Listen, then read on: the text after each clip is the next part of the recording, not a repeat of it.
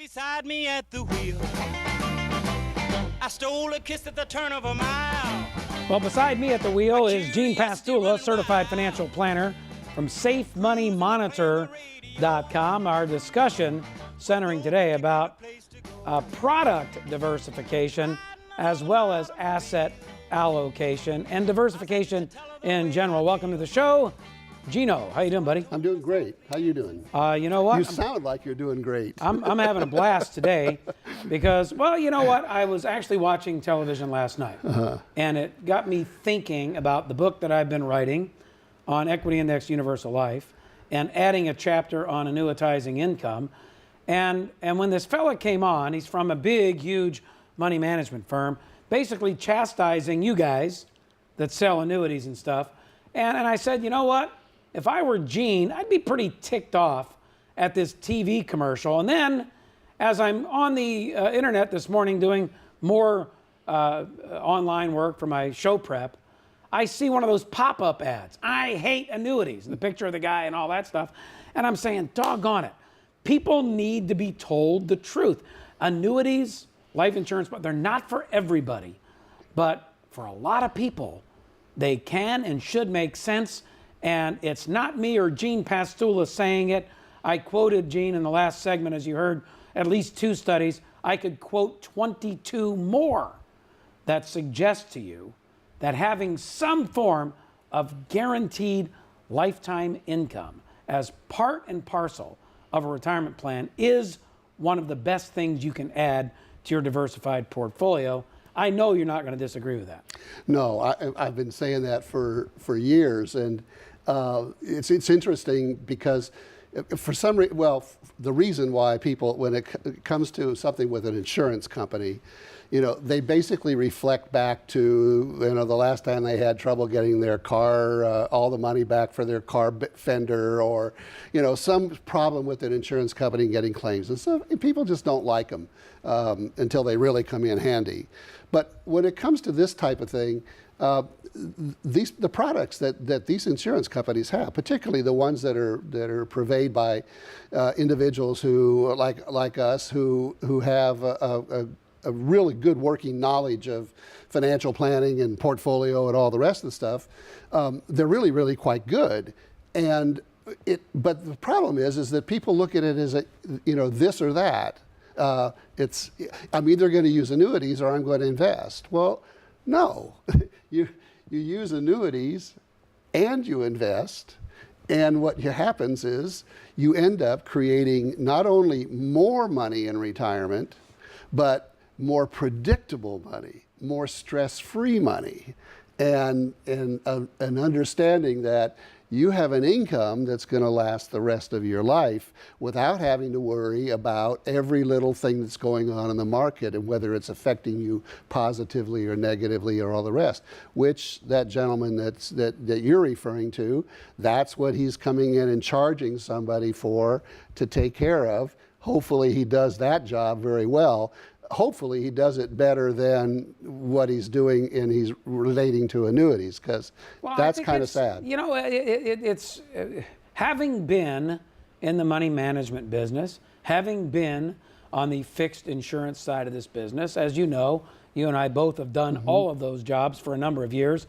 I don't do them anymore. You still do, at least on the fixed side.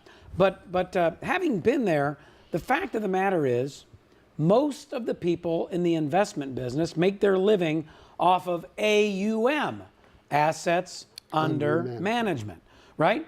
And so it would only stand to reason if you're charging 1% to 2%, and somebody wants to come in and take a 30% slice of that pie and put it into something that doesn't charge an asset-based fee, that they get a reduction of 30% of their earnings. So going after annuities is a smart marketing ploy if you're in the money management business, because trillions of dollars are invested in annuity contracts. I was just sent an article the other day by a friend of mine in the business who's a financial planner, who called my attention to this article, and I don't even remember the publication now, but it was an interview of one of the individuals who was very instrumental in the absolute beginning of the certified financial planner designation and that profession.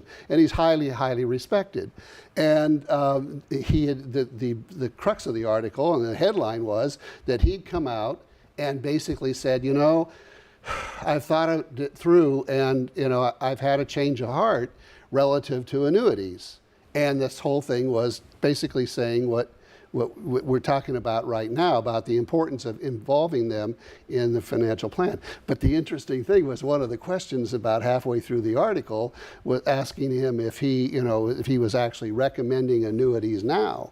And he said, no, not yet, because we don't get paid for putting an annuity into a portfolio, and it takes money out of our assets under management. You know, but I mean, that's very, very true. And there's nothing. I mean, there's nothing wrong with that. I mean, but the problem is from the client's perspective, he or she is not getting the entire story as he went on. I think there is something desperately wrong with someone saying, I'm not going to make the right recommendation for you because I don't get paid on it. Well, it would be like going to a Chevy dealer and having the guy know that there's a Ford down the street that's got a little bit better thing of what you want, but he's not going to offer that because he doesn't get paid. I mean, well, this is the problem I have with this whole fiduciary thing, because that guy's acting supposedly as a fiduciary, right? Because he's a registered investment advisor. Right. So if he's acting as a fiduciary, and this is where it's going to get really dicey, this whole fiduciary. Okay, so I can demonstrate with academic research that adding the annuity is the right thing to do. This guy's not adding it, but he would get paid a commission, but he would be violating potentially his fiduciary. I don't really understand how this is going to be managed. Do you? Yeah, I don't either. But what struck me about it is because in the beginning part of the article, some of the questions that he was answering, I could tell, you know, he knows about annuities, but he doesn't really, I mean, that's not his expertise by a long shot. And he made several comments that were quoted that I could tell he doesn't, okay, he's not that sharp on it. And maybe that's the problem. Maybe he just figures that he's not there yet, but you know, he's not ready to start recommending that sort of thing because of a lack of sophistication. But in any event, that's why it's so. I mean, that's why I'm here, and why you know, I wanted to publicize what we do, because you know, people should see an alternative of strategy for the various things that they deal with in retirement. You know, not only income, but you know, health care and legacy care and all the rest. So you gotta understand and educate yourself, so you know what questions to ask your advisor. Well, stick around. Mr. Pastula will remain, because when we come back, we're going to talk about a chapter in my book that I wrote called... You wrote a book? I did, yes. Oh. Just for you, my friend. It's called Heads I Win, Tails I Win. I actually stole some of your stuff for that chapter too, by the way. I got permission from you, didn't I? Oh, yes. Yeah, okay. I don't want to get, you know, hit for plagiarism from you. Good. Heads I Win, Tails I Win on the Rebound with Gene Pastula, certified financial planner. You can get a hold of Gene and get all kinds of information on his website, safemoneymonitor.com. Safemoneymonitor.com. Take a quick break, come back with more right here on the Ray Lucia Show.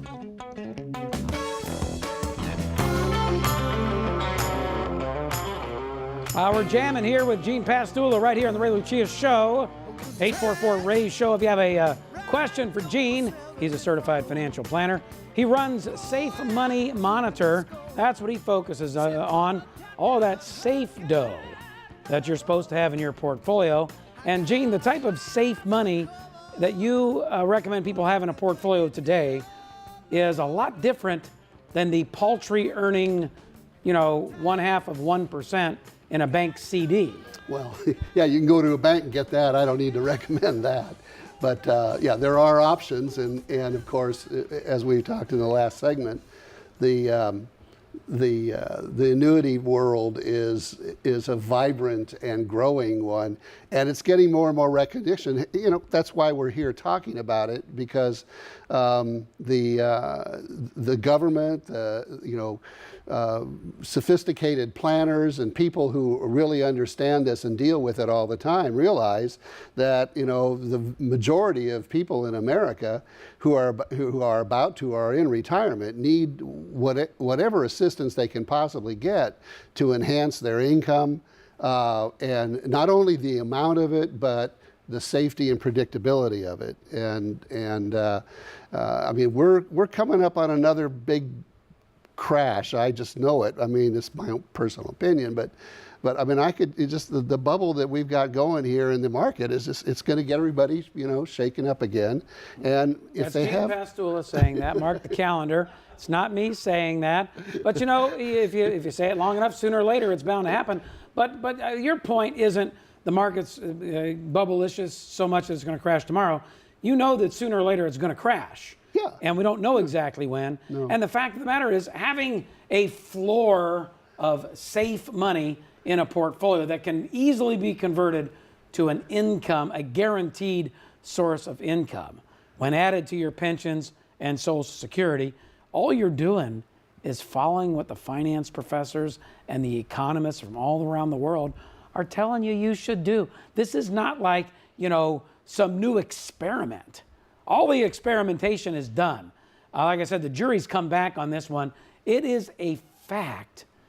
Annuitizing a certain percentage of your income is the best thing you can do. The exception to that, of course, is if you're wealthy beyond imagination. And even if you are, I would contend that one of the best bond alternatives today is a fixed indexed annuity. No question. I may venture a guess that the bond values are going to go down as interest rates climb over time. It doesn't happen in an annuity. You don't experience that type of thing. You experience an income that generates for your entire life a high rate of return, relatively high rate of return for an instrument that's providing a guarantee and a monthly income. But if somebody wanted to just compete against a certificate of deposit, okay? A CD, buy a 5-year CD today, you might get 2%, right? You put the money into a fixed indexed annuity, and if the stock market does 8, maybe you get 6 or 5. All right, if the stock market does 3, maybe you get 1. Still not so bad. Take it over the next 5 years or so. Are you likely to earn better than 2? Answer, if you look historically, and I quote that study in my upcoming book too. There was a study entitled Real World Index Annuities, once again by the Wharton Financial Institution Center, and they concluded that fixed indexed annuities were competitive with stock and bond returns. Forget being competitive with stocks. I would never even say you buy this as a stock alternative. But as a bond alternative, if it's competitive with, quote, stock and bond returns, end quote, then it's got to be competitive with bond returns. It's a great alternative strategy. And the trade-off, Gene, is partial illiquidity.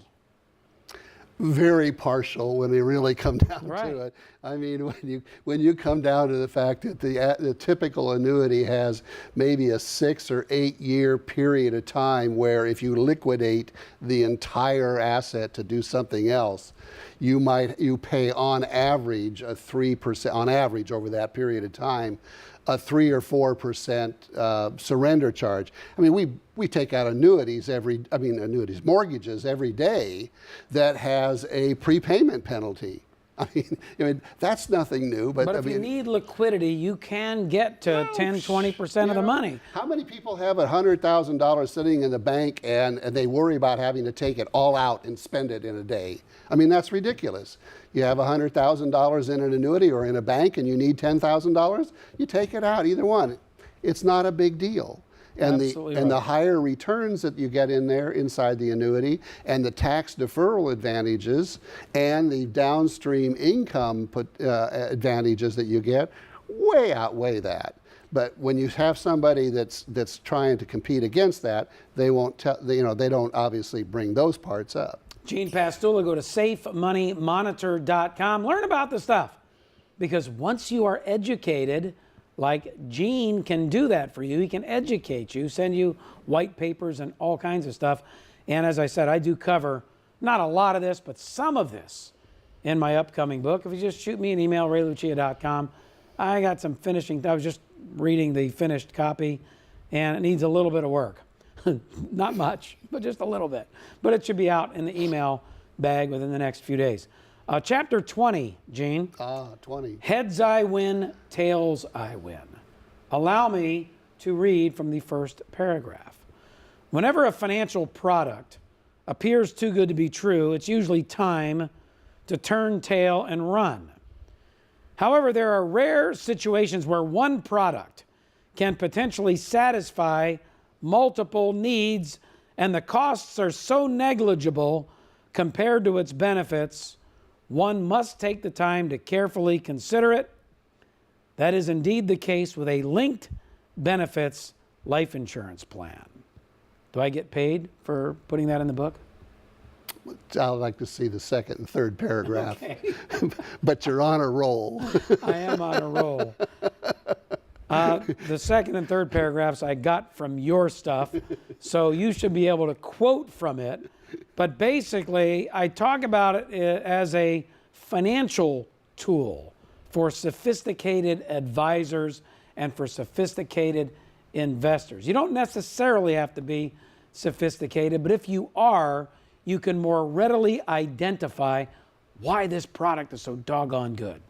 Yeah, it's designed specifically to address the problem that nobody, or very few people in retirement want to address, which is, insuring for long-term care, because we all feel that it's going to happen to somebody else. And so buying insurance is just not a comfortable thing. But what we've created using an insurance product is a way where individuals can deposit their money, if you will, into an insurance contract, and it stays safe and liquid, and you can access it anytime, and it pays interest a little higher than what you get in a bank, and that interest isn't taxed, and it's used to provide additional benefits. And what happens is that on average, those additional benefits will be equal to anywhere from 3 to 5 times the amount of money that you put in. You put in $100,000, and depending on your age, if you need long-term care, that becomes an asset that can generate income worth $300,000 to $500,000, depending on the kind that you buy and what have you. And you can do that without giving up any control of your money. You still have control of your money. I say this in the book. According to long-term care specialist Gene Pastula, CFP, quoting government statistics, the odds of you getting in a serious car accident is 3 in 900. Chances of a residential fire, 7 in 900. The odds of you being admitted to a critical care unit is 21 in 900, but the chances of you needing long-term care, 630 in 900, or 70%. And we only got a minute left. The best way that you've come up with to satisfy and mitigate this risk is to take that, call it a $100,000 CD, transfer it from your left pocket into your right pocket, and that $100,000 CD will still pay you a 0.5% or whatever interest, but it will also give you $500,000, up to perhaps $500,000 in long-term care benefits. And the beauty is, if you don't use it, your kids get it when you die at a rate of return that is good or better than the CD. So there you go. Gene Pastula, go to safemoneymonitor.com. You can learn about all of this stuff at Safe Money Monitor. And I'll bet Gene will offer to buy my ebook for you. That's right. Since I'm sending it out for free. Yep, I'll do that. Thank you, buddy, for coming in. We'll do it Pleasure. again.